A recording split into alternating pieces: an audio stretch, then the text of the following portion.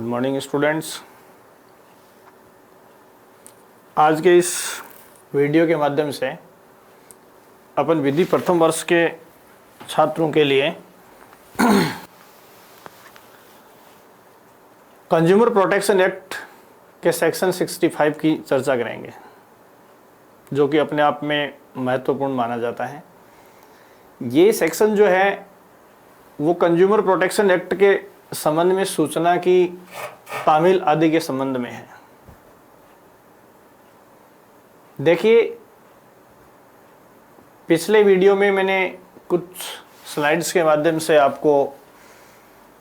कई चीज़ें as it is bare act की सेक्शन से ही समझाई थी, और ये बात भी अपन बेयर एक्ट की धारा से ही अक्सर से समझेंगे, क्योंकि कंज्यूमर प्रोटेक्शन एक्ट के भीतर जो मटेरियल अपने को पढ़ना है वो बेसिकली बेयर एक्ट से ही पढ़ना है, और इसमें केस लॉज जो है वो आप टेक्स्ट बुक से देख लीजिए। यहाँ इस सेक्शन में देखो, जो महत्वपूर्ण बात है उसको अपन समझते हुए देखेंगे। इस स्लाइड का आप स्क्रीनशॉट ले सकते हैं। यहाँ देखिए, सभी सूचनाएं जो इस अधिनियम से तामील होना वांछित है। कहने का मतलब है कि कंज्यूमर प्रोटेक्शन एक्ट में जिन सूचनाओं का तामील होने की वांछा की गई है, इच्छा की गई है, उन सभी सूचनाओं के संबंध में ये सेक्शन संपूर्ण प्रावधान करता है। वांछित है परिधान करने के जरिए अथवा उसकी प्रति का संचारण पंजीकृत डाक अभिस्वीकृति की से उस विरोधी पक्ष के सम्यक पते से युक्त जिसके विरुद्ध शिकायत की गई है। मतलब प्रतिवादी हो गया, जिसके विरुद्ध शिकायत की जाती है कंज्यूमर प्रोटेक्शन एक्ट में, उसके एड्रेस पर रजिस्टर्ड डाक द्वारा भेजी जाएगी और युक्त पता उस पर किया जाएगा, अथवा शिकायतकर्ता को त्वरित डाक से। तो देखो, पहला ऑप्शन इसमें रजिस्टर्ड डाक का है, दूसरा ऑप्शन इसमें स्पीड पोस्ट का है, अथवा तीसरा ऑप्शन है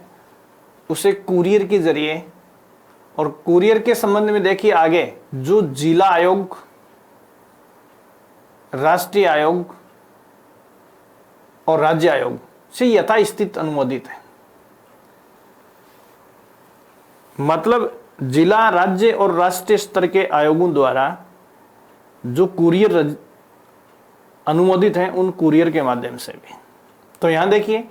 किसी भी व्यक्ति जिसके विरुद्ध कंज्यूमर प्रोटेक्शन एक्ट में शिकायत हुई है, ऐसे व्यक्ति को जो सूचना तामील की जाएगी इन आयोगों द्वारा या इन कंज्यूमर फोरम, जो जिला आयोग हो सकता है, राज्य आयोग हो सकता है, राष्ट्रीय आयोग हो सकता है, ये सूचना तामील करने के लिए तीनों तरीकों का इस्तेमाल कर सकते हैं। रजिस्टर्ड डाक द्वारा सूचना को तामील करवा सकते हैं, स्पीड पोस्ट द्वारा सूचना को तामील करवा सकते हैं, या आयोगों द्वारा अनुमोदित कुरियर सेवाओं के माध्यम से भी संचालित करवा सकते हैं।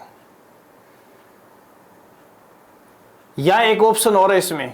दस्तावेज संचरण के लिए अन्य विधि जिसमें इलेक्ट्रॉनिक साधन सम्मिलित संचालित होगी, जैसे मेल करना है, मैसेज डालना है। तो ये जो इलेक्ट्रॉनिक संसाधन है, ये टेलीग्राम है,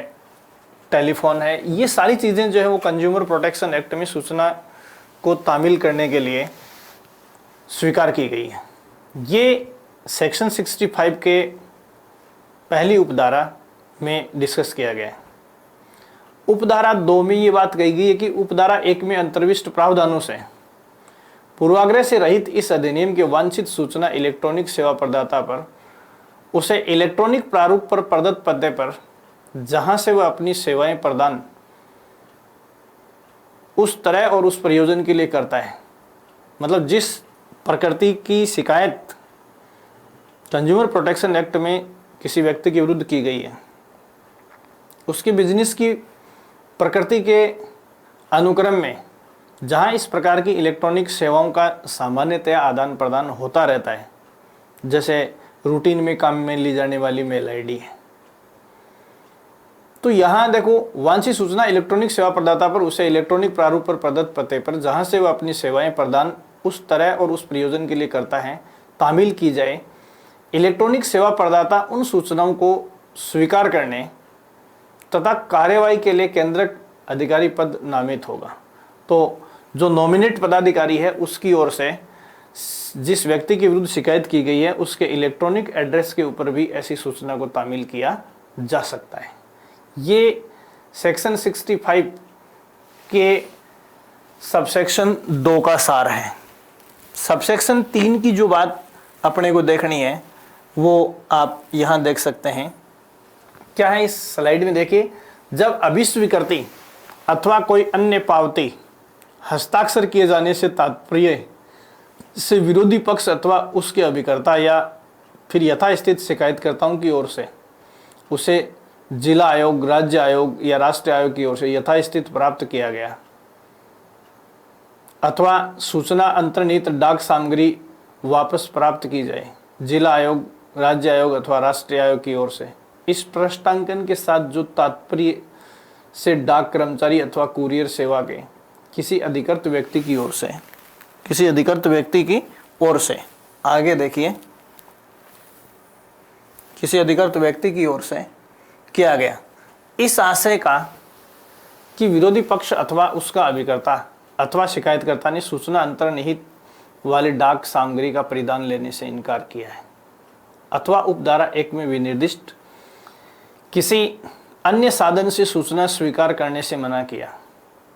जब वह उसे दी अथवा संचारित की गई तो जिला आयोग अथवा राज्य आयोग अथवा राष्ट्रीय आयोग यथास्थित घोषित करेगा कि सूचना की सम्यक तामील विरोधी पक्ष अथवा शिकायतकर्ता को यथास्थित हो गई है। प्रावधान कि जहां सूचना उचित रूप से पतायुक्त पूर्व संदाय और सम्यक रूप से पंजीकृत डाक से अभिस्वीकृति से भेजी गई है वहां इस उपधारा में संदर्भित घोषणा की जाएगी। इस तथ्य के बावजूद कि अभिस्वीकृति गुम हो गई है अथवा अपनिहित है अथवा किसी अन्य कारण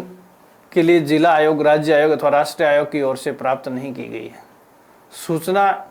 जारी किए जाने की तारीख से 30 दिन के अंदर। तो यहाँ देखिए इस धारा में ये व्यवस्था है कि अगर जिस व्यक्ति के विरुद्ध शिकायत की गई है कंज्यूमर प्रोटेक्शन एक्ट में, तो और ऐसा व्यक्ति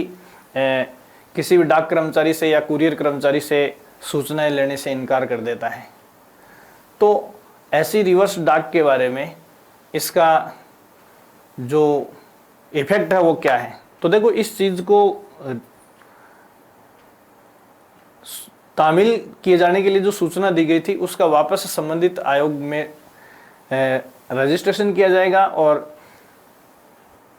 ये जिस व्यक्ति के विरुद्ध शिकायत की गई है उसके द्वारा या उसके अभिकर्ता द्वारा यदि लेने से इनकार किया गया है तो इसका इंदराज किया जाएगा और ये माना जाएगा कि संबंधित व्यक्ति या उसके अभिकर्ता के माध्यम से उसे सूचना मिल चुकी है। नेक्स्ट इसमें जो चौथा क्लोज है वो देखिए, सभी सूचनाएं जो विरोधी पक्ष अथवा शिकायतकर्ता को यथास्थित शामिल किए जाने वांछित से समुचित रूप से तामील हुए माने जाएंगे यदि विरोधी पक्ष के मामले में पता वहां का जहां व्यवसाय अथवा कारोबार किया जाता है और शिकायतकर्ता के मामले में वह जहां वास्तव में तथा स्वेच्छापूर्वक रहता है। देखिए जो व्यक्ति अपनी इच्छा से रहता है या कारोबार के अनुक्रम में रहता है, ऐसे स्थान पर यदि सूचना प्रेषित कर दी गई है तो उसे सूचना का तामील हुआ माना जाएगा। इसके बाद में देखिए ये दो बातें मैंने आपको मोटे तौर पर बताई है, अगली बात की चर्चा अपन नेक्स्ट वीडियो में करेंगे। तो ये सूचना के तामील होने के संबंध में सेक्शन 65 की चर्चा अपन ने की है। Thank you so much.